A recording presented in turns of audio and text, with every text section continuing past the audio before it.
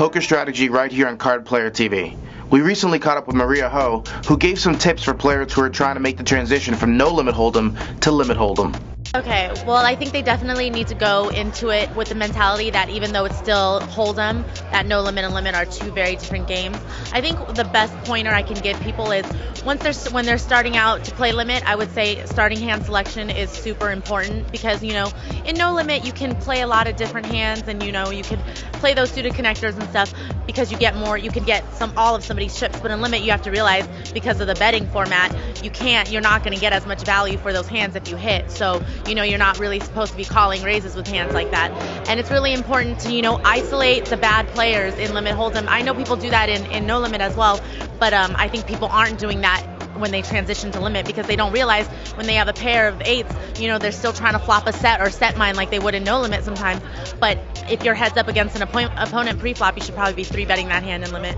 And I would say my other pointer for people trying to transition from no limit to limit is probably make those thin value bets on the river. I think a lot of times I see people miss value bets in limit hold'em because they don't realize that that's a good spot to be making that thin value bet, and that's where all your edge is in limit. It's it's a one bet, that's the one extra bet that's going to make you a two big bet winner, which makes you a winning player per hour in the game versus not. So Ace King would probably be a hand that's more valuable in limit than it is in no limit, and so I think people don't realize is I think sometimes in no limit people are always trying to flop hands and whatnot, but I think they don't realize that there's that not having to flop a pair is a very hard thing to do, period,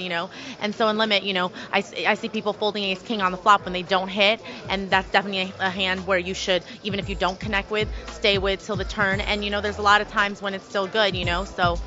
it just really depends on how the board is, but I would say that in limit there's just more valuable hands such as Ace King and other unmade hands like that. So.